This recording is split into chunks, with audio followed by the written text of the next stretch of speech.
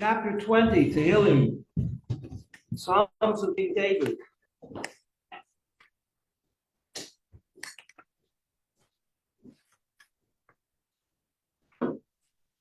Did not have an easy life.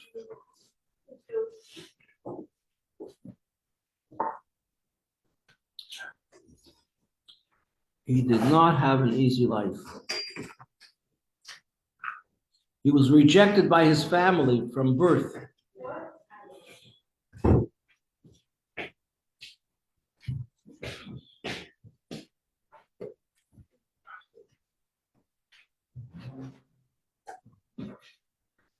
He rose to greatness when he took upon himself to battle the giant who was terrorizing the Jewish people, Goliath, and he killed him.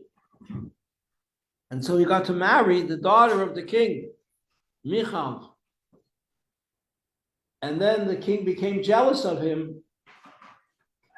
A little more complicated than that. The King Shaul, did not fulfill his shlichus. And Hashem was very strict with him. He did not fulfill his shlichus. He made a simple human mistake. Anybody could have made the same mistake. But because he did not fulfill the shlichus that he had to do, which was one of the things that a king of Israel has to do, he has to destroy Amalek. So Shaul went to war against Amalek, won the war, and did not kill everybody. He was commanded to kill everybody. He didn't. He had a good reason. He thought it would be a holy thing. Kiddush Hashem. For the right, did the wrong thing for the right, for the wrong reasons. He had, what was his mistake? It's coming up soon, Purim time. His mistake was mixing in his own ideas. He had his commands from Hashem, and he mixed in his own ideas what would be a better way to do it. And therefore, the kingship was taken away from him. And Shmuel, the Navi, had to appoint a replacement. But this was very tricky, because as long as there is a king, you're not allowed to disobey a king. That's treason. And so Shmuel went and anointed David HaMelech. Where did he find him? He knew he knew by prophetic insight that he was connected with the family of Ishai.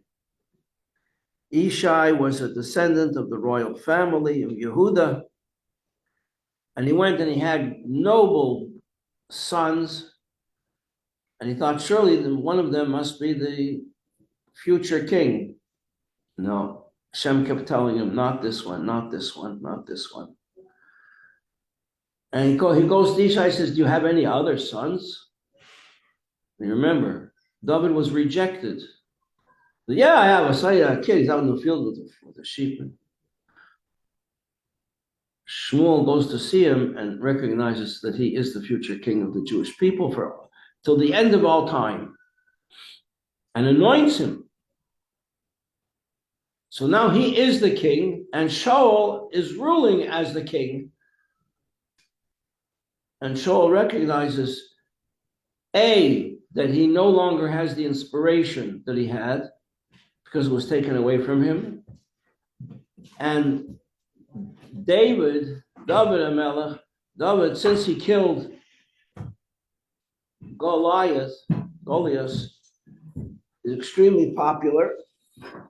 And so Shaul realized he has to kill him because he's a traitor. It wasn't just jealousy. He was a traitor legally. You're not allowed to do something against a king. And so he tries to kill David, and he pursues him with army, and he had a hard life. David HaMelech had a very, very hard life. From beginning to end, he had a hard life. Finally became king, and then he had rebellions. One of his sons led a rebellion against him. David had to run away. Another son, when David was really old, was not so active anymore, he declared himself that he was the new king. Good morning. Good morning. Are you going to join the class? Yeah. For good or just for today? We'll see. Yeah. Okay.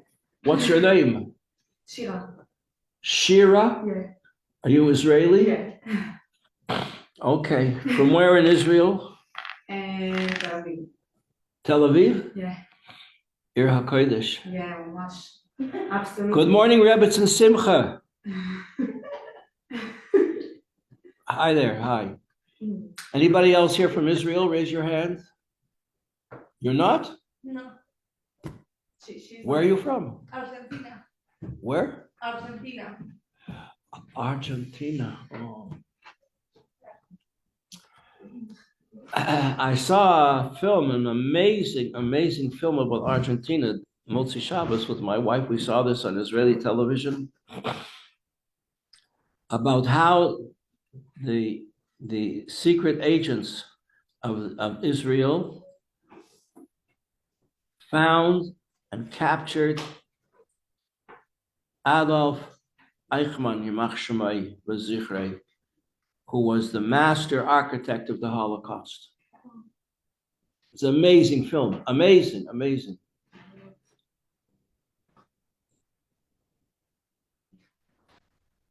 It was on YouTube. My wife found it. We couldn't stop. Yeah, it's from Israel. The president of Argentina after the war said to all the Nazi criminals, "Come to Argentina. We'll welcome you. We'll take care of you. We'll get you housing, food, jobs, everything." But they also let in all Jews. They also allowed the Jews to come. Oh yeah. That's how it went.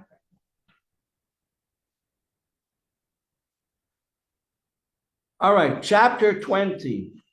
Lam Natseach Mizmor LeDavid. You got it. It's in the upper right-hand corner on the sheet. This is on behalf of our family in danger wherever they are. Yancha Adonai b'yem tzari yisagev Hashem Elohei Yankev Yishlach esocha mikodesh umitziyen yisadeka Yizker kol minchosecha ve'losocha yidashane selah Yiten lecha hilvavecha v'chol atzasecha yimolei Naran v'nabishu asecha V'Shem Eloheinu nidgel yimolei Adonai kol mishalei secha Ata yodaiti ki Hishia Adonai Mishichei Yanehu Mishmei Kodshe Bikubures Yesha Yamine. Ele Rechav Ele V'Susim Yanachnu B'Shem Adonai Eloheinu Nazkir. Hema Karu V'Nafalu V'Anachnu Kamnu V'Niseidad Adonai Yeshia Melech Yaneinu V'Yem Kareinu. Hashem, deliver us, answer us on the day that we call. We are learning in Tanya, chapter 6.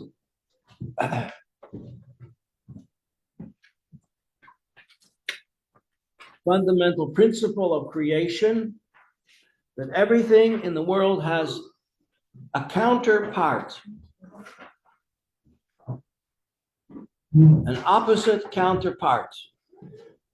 This means that everything zeh le'uma zeh asa Elokim. 101.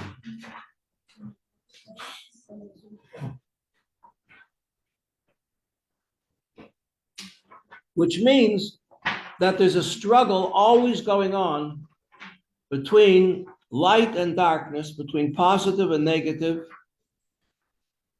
between good and bad, between holy, something that's dedicated to the service of Hashem, and something that is entirely selfish, dedicated only to our personal desires for a good life.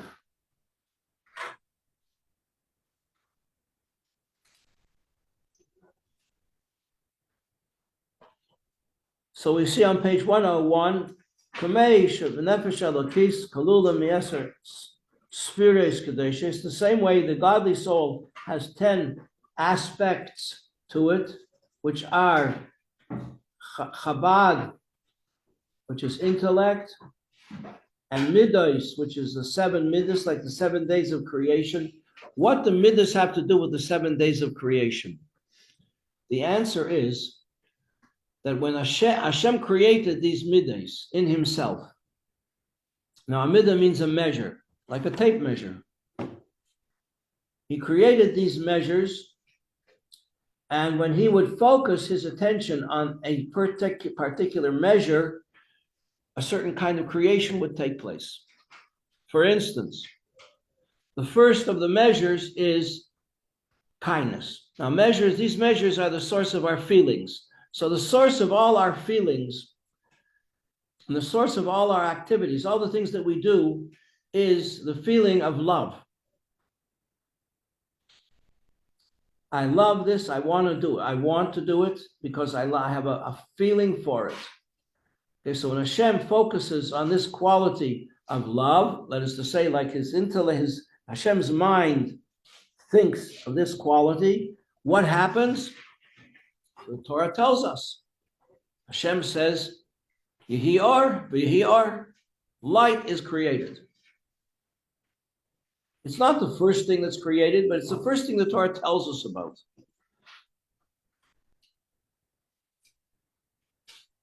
Obviously, darkness had to be created first. And it says, there was darkness upon the face of the waters, so the waters had to be created first. But into this scenario, Hashem said, let there be light, and there was light, and this revealed Hashem's quality of chesed. Everything you're going to do in your life is going to start with chesed. Come to class on time because you have a feeling that this is what you want to do. You get up, you force yourself to get up and get out of bed. I have a friend who says, who in the world created mornings?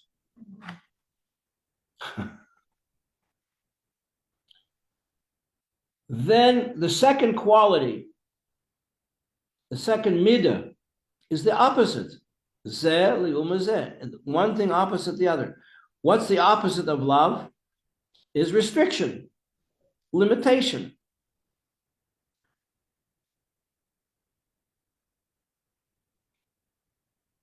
I want to give, but not that much. That's gevura. That's restriction, limitation, boundaries. So on the second day of creation, Hashem's mind, so to speak, focuses on the idea of restriction, limitation. So what do we see? That just as there were waters in the beginning, it says the darkness was upon the face of the waters. So Hashem separates these waters. Some of the waters are left here in this world. And the other waters, it says he sets them aside. Where does he put them? Above the whole of creation. Where is that? I don't know. These are called Mayim Elyonim, supernal waters.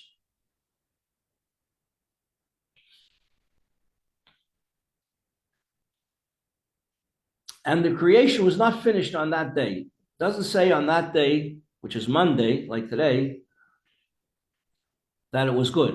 It says Hashem saw the light on Sunday that it was good. But it doesn't say on Monday that it was good. And the work that he did on Monday continues on to Tuesday. What happens on Tuesday? Hashem applies the quality of restriction to the waters, and the waters now recede. They contract. And they form into rivers and lakes, streams and oceans. And as the waters contract, the land appears, because obviously the land was created before that too. Now the land appears. But then Hashem shines on the land with the first quality, which is love, and things begin to grow. So we have two good things. We have the creation of waters, bodies of water, and things growing. Someach, a whole new realm of existence, growing things, not animals, not people, not stones, growing things, grasses, and bushes, and trees bearing fruit, and grasses like wheat and barley, spelt, bearing seeds to reproduce after their kind. Infinite creation. Hashem says this is good. So twice on Tuesday, Hashem says it's good. It's good that they made the waters now, and it's good that the land appeared, and it's good that growing things start growing. So Tuesday is a doubly good day. And we understand this in our lives, that everything we do should also reflect this concept of doubly good, meaning doubly good, double good for people, good for the world. What we do, we want that what we do should be good for the world and good for Hashem. It should be in harmony with Hashem's purpose. Okay, so these are the idea of sephiros. How many are there? There are 10 sephiros. 3 are intellectual. That's Chochmah, Bina, Das, which we've spoken about at great length. The different intellectual faculties of inspiration, development, and connection. Inspiration, I got a great idea. Oh, what is it? Let me tell you the details. That's development. And connection is constantly keeping it in mind. Now, to come out of the world of the intellect into the world that we live in, we need 7 days of creation, and you're going to go through these 7 days in whatever you're doing. That's the 7-step program of anything that you're going to create is going to go through these 7 days and will correspond to what the 7 days of creation tell us. Okay. Similarly, now moving on, this is in the godly soul. We have these 10 aspects, 3 intellect and 7 drivers, if you will, 7 mothers. They're called mothers because mothers have children. So too on the other side, zeh li'uma zeh. On the other side, tzad acher in Hebrew, the other side. You have a good side and you have the other side, the not good side.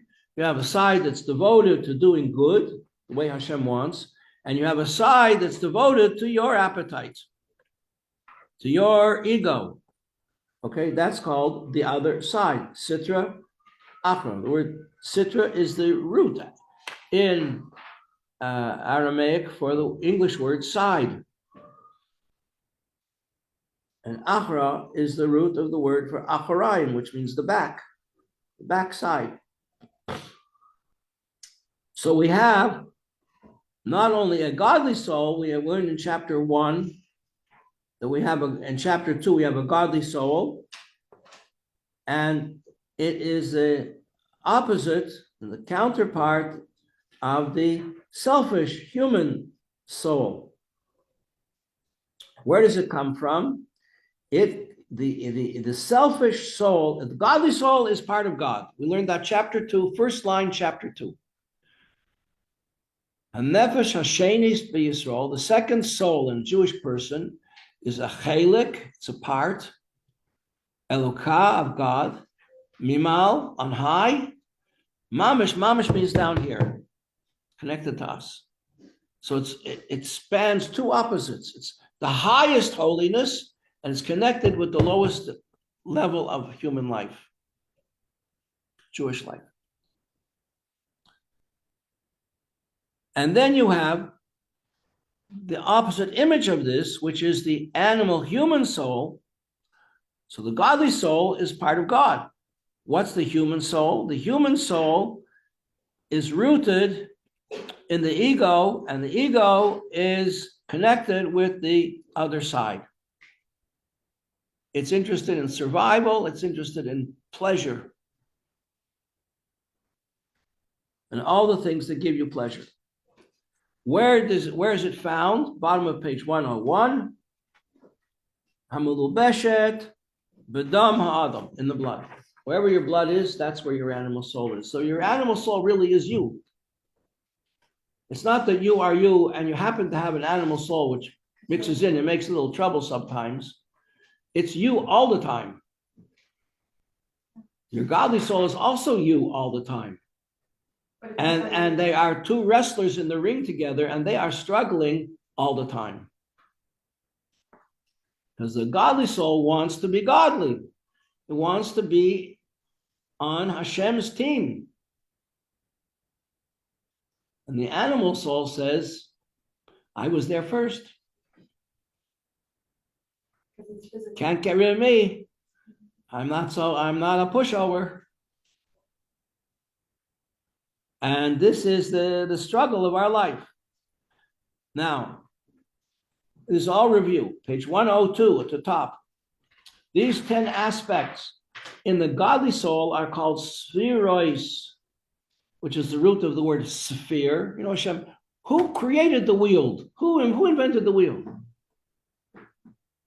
Who was the first person who made a wheel?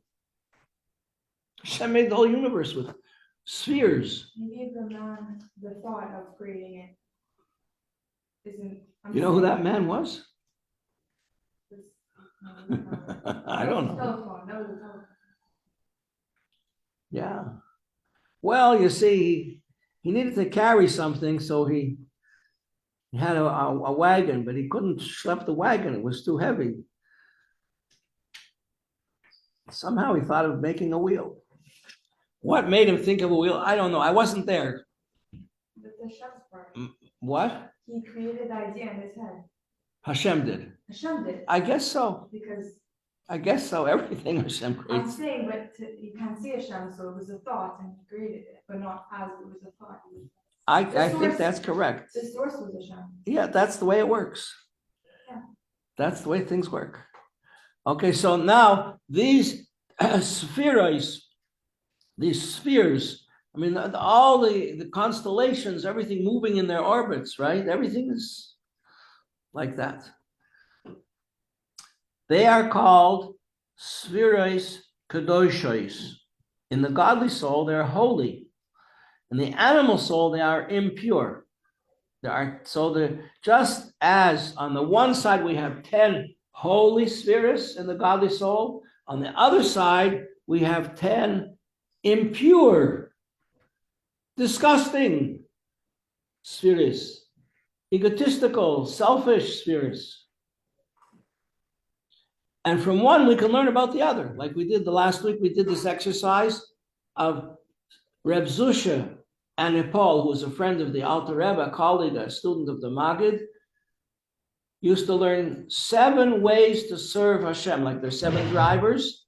So I can teach you 7 ways you can learn how to serve Hashem from a criminal, from a ganav, a thief. We went through it. Remember? He has to be quick. He has to be brave. He has to be careful about every single detail. Has to be secretive. Has to be confident. Has to keep on doing it again and again and again until he succeeds. Okay, so we have now 10 faculties in the animal soul, the human soul, which are called, page 102 at the top, ksarin, a keser is a crown, crowns of impurity. Impurity. The misavusa, that's impurity. Impurity. The whole concept of purity is a mystical concept. It's not cleanliness. It's a mystical thing. Hashem reveals to us in the Torah that there are things that we can do that will be holy and they will be pure. And the opposite things will be not holy They will be impure. And the difference can be the difference of a hair. And, but we want to stay away from things that are impure. For instance, I'll give you an example of something that you'll understand very easily, that nobody likes to eat vermin, creepy crawling creatures. Yeah, cockroaches. And, it's impure. Torah, how do we know it's impure? The Torah tells us we are not allowed to eat creepy crawly things. Insects, mosquitoes, bugs, larvae. You ever see meat that's left out, to not put in the Frigidaire, and these white, horrible things come all of a sudden? Where do they come from? They're impure. We know that they're impure. Now, what if I give you something? Because how do I know it's impure? Because the Torah says you shall not eat these impure things. They're impure to you. They were created on the 5th day of creation, Thursday, but they're impure. So don't eat them. They're not going to be good for you.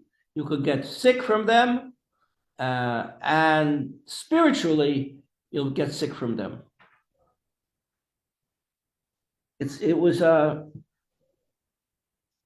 Okay. Class is almost over.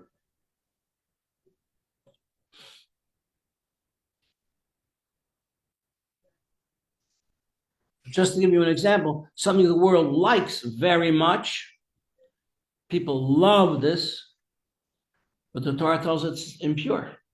So if you're going to eat this particular substance, you're not going to be able to learn Hasidus with a pure mind. You're going to be questioned, you're going to be skeptical, you're not going to believe in it, you're going to say, I'm not observant. You'll give all kinds of excuses. For instance, what's something that people like to eat very much, but it's impure? Lobster. Why is it impure? Because the Torah says, don't eat lobsters, clams, oysters, all this stuff, shellfish. They are impure. If you eat them, that impurity will affect your mind and your heart and your sensitivity. You will become less sensitive to holy things. So therefore, you have to be sure to eat only things that are pure. What's another example? Something that's very, very good. Let's say venison. Now, venison is a kosher animal. It's part of the family of deer. It has split hooves. It chews the cud. These are the kosher signs in an animal. So why, if I eat it, it's not good? Because maybe it wasn't slaughtered properly. There are laws about how to kill animals. If you do it properly, then it's pure. And if you don't do it properly, that means you're taking a kosher substance, but you're doing against the grain, against the laws of the universe. There are laws in the universe, and they are at work all the time. I just saw something recently where the Rebbe wrote about a government like in Syria, yeah. And the Rebbe says there, wherever you have a government that's very, very cruel, inhuman, murdering people and torturing people, there are universal laws that were given to mankind, laws of kindness and goodness. And if people take upon themselves to consolidate their power through force and might by behaving with cruelty, torture, and barbarity, and so on, they will be replaced. They will be replaced. Why? Because they are going against fundamental laws of the universe. Where are these laws from? Mount Sinai. 7 laws were given to mankind. Adam got 6, Noah got a 7th. And then at Mount Sinai, they were reiterated. Again, they were given to the whole world. So if it take something kosher animal, and say, well, this is a kosher animal, so I'm going to eat it the way I want to eat it. Yeah, but if you don't follow, there are other rules about how to prepare it. You have to take the blood out of it. And there's certain fats you're not allowed to eat. They're only for holiness in the temple, in the Beis Hamikdash. And if you don't slaughter it properly, but you kill it with a gun, or you bludgeon it to death, or beat it, so then you have a kosher animal, but you made it impure because you broke other laws. So in other words, purity is connected with guidelines that we have, how to do things in a pure way. And impurity is a concept. It's not a physical thing. Here we have an extraordinary thing in kosher law, which defies reason. It's not, there are things that we can understand. Like I can understand not to eat larvae, decaying meat. I can understand, it's disgusting. But I don't necessarily understand, or I can understand that we eat matzah on Pesach because it's a tradition. It reminds us of our history, that we were slaves and Hashem took us out and gave us the Torah. So there's a reason for it. But there are certain laws that don't have a good reason. For instance, you take a nice piece of beef, it's kosher. The animal is kosher. The slaughtering was kosher. The blood was taken out, everything is kosher. Take some cheese from a kosher animal, from a cow, from a sheep. Cheese is kosher, the meat is kosher, everything is kosher. Put them together, have a cheeseburger. Cheese and meat becomes a new substance, an impure substance. All of a sudden, that which was pure became impure. Can you understand it? No. It's called a choik, a statute, something that's higher than you can understand. But the Torah reveals to us this is one of the laws of life. So the whole concept of purity means doing things the way Hashem wants it to be done. That means that Hashem's holiness can rest upon what you're doing. And that is the meaning of holiness, that Hashem's spirit rests upon the activity or upon the substance. And that is called purity. Similarly, in having families, we want to obey very carefully the laws of family purity, because then you endow the children with sensitivity that is going to be godly sensitivity, spiritual sensitivity. And if you don't do this, then it's much harder for the children to be sensitive to doing good things, because we give our children spiritual qualities when we have them. All right. So this is the idea of purity. And from the other side is the impurity. So we have 10 faculties, like it says on page 2, which are from the other side. 7 midas are impure. Okay, we'll come back to this. We'll continue this tomorrow. Thank you very much. Thanks to you, Rabbi. Everybody follow what we're talking about? You have to think about it. It's mystical ideas, but they're very, very deep. And we have to ponder them and be very careful to try to integrate them into everything that we do.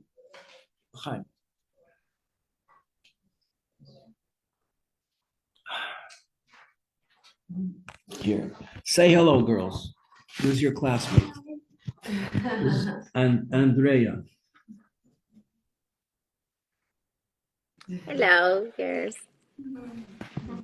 Okay, we made her day. I don't know.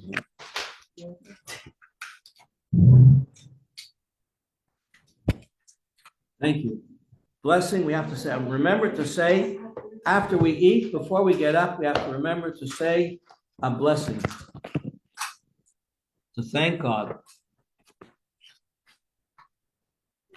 And the best way is inside. I'll kill Marshall, but also yes, for him.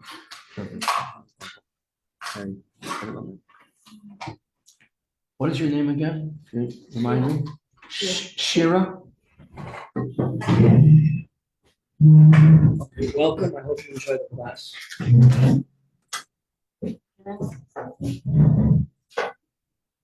אני יכולה בשבילי. Good. Okay. Take a chance. If someone like eats something not kosher in the it can be like you on this like איך הוא יכול להתנהל מזה? If he learn something that can. What's your question? You say like if someone eats something not kosher, it can be hard to learn. Chassidut and something. Yeah. Because he has a lot of questions, but if like someone eats something in the past not kosher. Yeah. It's affect like. You learned something in the past that was not a good thing. Yeah. So. No, she ate, what if someone ate non-kosher? Yeah, not kosher in the Does past. it affect how she learns Now today? Yeah. It affects the What do you do? Don't do it again. Yeah, of course. No, but does it That's it. affect? Does it affect No, I the- think,